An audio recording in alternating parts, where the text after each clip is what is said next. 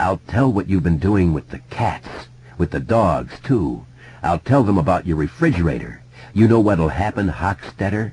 They'll come and take you away and put you into the fucking A loony bin. Silence from Patrick. Henry drummed his fingers on the hood of the Ford Beverly was hiding in. Do you hear me? I hear you. Patrick sounded sullen now, sullen and a little scared. He burst out, You liked it. You got a boner. Biggest boner I ever saw. Yeah, I'll bet you seen a lot of them, you fucking little homo faggot. You just remember what I said about the refrigerator. Your refrigerator. And if I see you around again, I'll knock your block off. More silence from Patrick. Henry moved away. Beverly turned her head and saw him pass by the driver's side of the Ford. If he had looked to his left even a little bit, he would have seen her. But he didn't look. A moment later, she heard him heading off the way Victor and Belch had gone. Now there was just Patrick. Beverly waited, but nothing happened. 5 minutes dragged by. Her need to urinate was now desperate. She might be able to hold out for another 2 or 3 minutes, but no more. And it made her uneasy not to know for sure where Patrick was.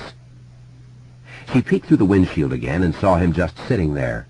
Henry had forgotten his lighter.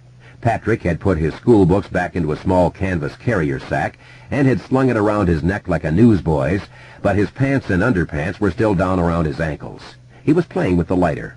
He would spin the wheel, produce a flame that was almost invisible in the bright day, snap the lighter closed, and then start all over again. He seemed hypnotized. A line of blood ran from the corner of his mouth to his chin, and his lips were swelling up on the right side. He seemed not to notice, and once again Beverly felt a squirmy sort of revulsion. Patrick was crazy, all right. She had never in her life wanted so badly to get away from someone. Moving very carefully, she crawled backward over the Ford's drive shaft hump and squeezed under the steering wheel. She put her feet out on the ground and crept to the back of the Ford.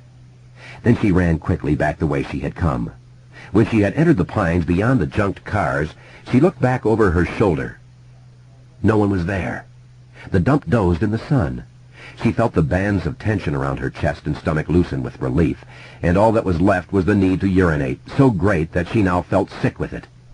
She hurried down the path a short way and then ducked off to the right.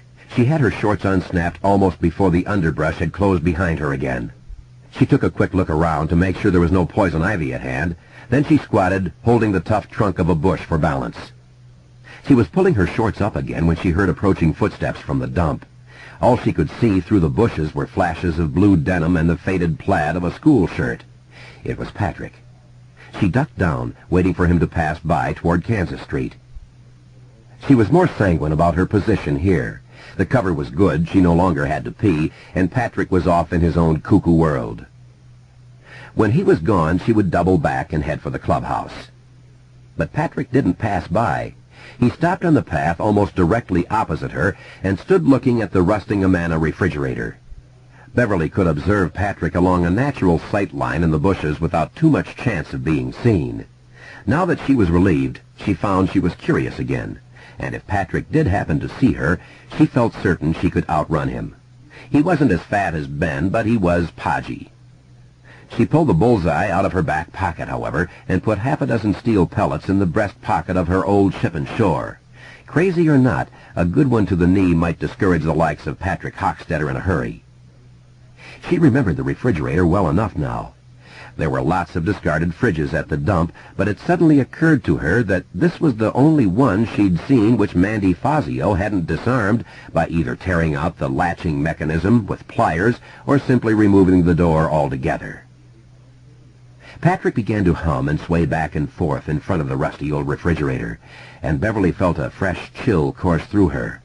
He was like a guy in a horror movie trying to summon a dead body out of a crypt. What's he up to? But if she had known that, or what was going to happen when Patrick finished his private ritual and opened the dead Amana's rusty door, she would have run away as fast as she could. 5. No one, not even Mike Hanlon, had the slightest idea of how crazy Patrick Hockstetter really was. He was 12, the son of a paint salesman. His mother was a devout Catholic who would die of breast cancer in 1962, 4 years after Patrick was consumed by the dark entity which existed in and below Derry. Although his IQ tested out as low normal, Patrick had already repeated 2 grades, the 1st and 3rd. He was taking summer classes this year, so he would not have to repeat the 5th as well. His teachers found him an apathetic student. This several of them noted on the bare 6 lines of the Derry Elementary School's report cards reserved for teachers' comments, and a rather disturbing one as well, which none noted. Their feelings were too vague, too diffuse, to be expressed in 60 lines, let alone 6. If he had been born 10 years later, a guidance counselor might have steered him toward a child psychologist who might, or might not, Patrick was far more clever than his lackluster IQ results indicated, have realized the frightening depths behind that slack and pallid moon face. He was a sociopath, and perhaps by that hot July in 1958, he had become a full-fledged psychopath. He could not remember a time when he had believed that other people, any other living creatures for that matter, were real. He believed himself to be an actual creature, probably the only one in the universe, but was by no means convinced that his actuality made him real. He had no sense of hurting exactly, and no real sense of being hurt. His indifference to being struck in the mouth by Henry in the dump was a case in point. But while he found reality a totally meaningless concept, he understood the concept of rules perfectly. And while all of his teachers had found him odd, both Mrs. Douglas, his 5th grade teacher, and Mrs. Weems, who had had Patrick in the 3rd grade, knew about the pencil box full of flies, and while neither of them totally ignored the implications, each had between 20 and 28 other students, each with problems of his or her own. None of them had serious disciplinary problems with him. He might turn in test papers that were utterly blank, or blank except for a large decorative question mark, and Mrs. Douglas had discovered it was best to keep him away from the girls because of his Roman hands and Russian fingers, but he was quiet, so quiet that there were times when he might have been taken for a big lump of clay that had been crudely fashioned to look like a boy. It was easy to ignore Patrick, who failed quietly, when you had to cope with boys like Henry Bowers and Victor Chris, who were actively disruptive and insolent, boys who would steal milk money or happily deface school property if given a chance, and girls like the unfortunately named Elizabeth Taylor, who was epileptic and whose few poor brain cells worked only sporadically, and who had to be discouraged from pulling her dresses up in the play yard to show off a new pair of panties. In other words, Derry Elementary School was the typical confused educational carnival, a circus with so many rings that Pennywise himself might have gone unnoticed. Certainly none of Patrick's teachers, or his parents for that matter, suspected that when he was 5, Patrick had murdered his baby brother Avery. Patrick had not liked it when his mother brought Avery home from the hospital. He didn't care, or so he at first told himself, if his parents had 2 kids, 5 kids, or 5 dozen kids, as long as the kid or kids didn't alter his own schedule. But he found that Avery did. Meals came late. The baby cried in the night and woke him up. It seemed that his parents were always hanging over its crib, and often when he tried to get their attention, he found that he could not.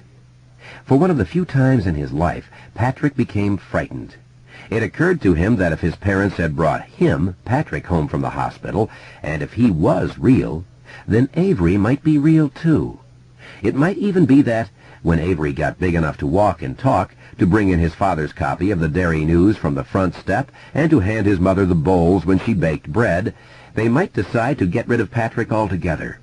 It was not that he feared they loved Avery more, although it was obvious to Patrick that they did love him more, and in this case his judgment was probably correct. What he cared about was, 1, the rules that were being broken or had changed since Avery's arrival, 2, Avery's possible reality, and 3, the possibility that they might throw him out in favor of Avery. Patrick went into Avery's room one afternoon around 2:30, shortly after the school bus had dropped him off from his afternoon kindergarten session. It was January. Outside, snow was beginning to fall. A powerful wind boomed across McCarran Park and rattled the frosty upstairs storm windows. His mother was napping in her bedroom. Avery had been fussy all the previous night. His father was at work. Avery was sleeping on his stomach, his head turned to one side. Patrick, his moon face expressionless, turned Avery's head so his face was pressed directly into the pillow.